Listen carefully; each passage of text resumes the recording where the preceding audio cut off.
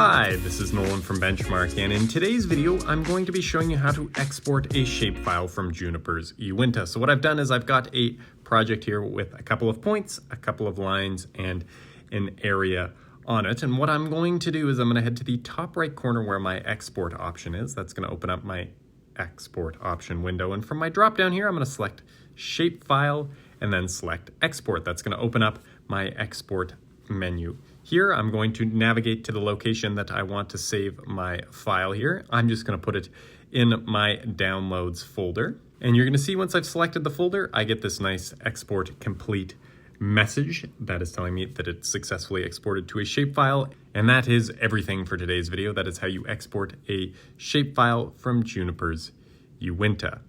And if you have a moment, I would please ask you to hit that subscribe button down below. It really just helps out and helps me keep making these videos. And if you have any questions about anything you've seen in today's video or any questions about anything you've seen on our YouTube channel, please give us a call at 1-888-286-3204 or visit us on the web at bench-mark.ca.